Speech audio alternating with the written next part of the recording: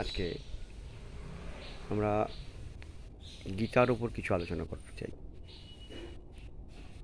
গীতা যে আমাদের ধর্মশাস্ত্রের সেরা শাস্ত্র, সমস্ত বেদ উপনিষদের সারবস্তু, 18 অধ্যায় অবধি আমরা গীতায় পাই।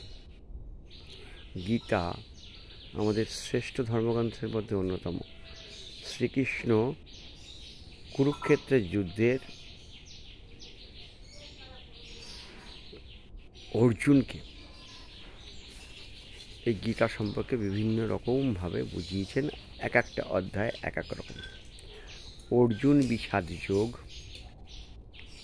সাংখ্য যোগ,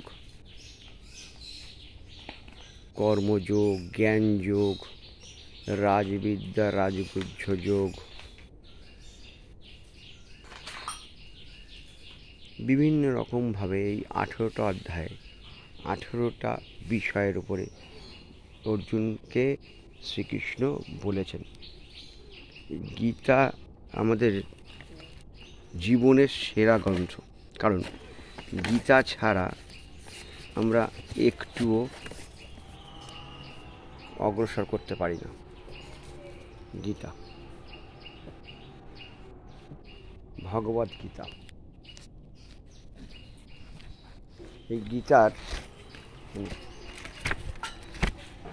তমেব মাতা তমেব পিতা তমেব বন্ধুশ্চ সখা তমেব তমেব বিদ্যা দ্রবিণং তমেব তমেব সর্বং মম দেব দেব। ওম পরমাত্মনায় ভগবত গীতায় নমঃ। গীতার মহিমার মধ্যে গীতা সুগীতা কর্তব্য কিং কর্মান্য শাস্ত্র বিস্তরে যা স্বয়ং পদ্মনাভায়স্য মুখপদ্মা বিনিশ্রিতম। গীতা ঠিক বুঝে অধ্যয়ন করে ভাবসহ তার অর্থ চিত্তে ধারণ করার প্রধান কর্তব্য। গীতার স্বয়ং পদ্মনাভ ভগবান বিষ্ণুর মুখবিন্দুরে নিঃসৃত, ওদের শাস্ত্রাদি বিস্তারিত ব্যাখ্যার প্রয়োজন নেই। স্বয়ং ভগবানের মহত্ব বর্ণনা করতে পারেননি ঠিক মতো। এই গীতাশাস্ত্র মানুষ মাত্রই অধিকার, তা তিনি যে কোনো বর্ণ আশ্রমের হন না কেন, যে কোনো অবশ্যই ভগবানের শ্রদ্ধাযুক্ত থাকলেই গীতা পড়া যায়।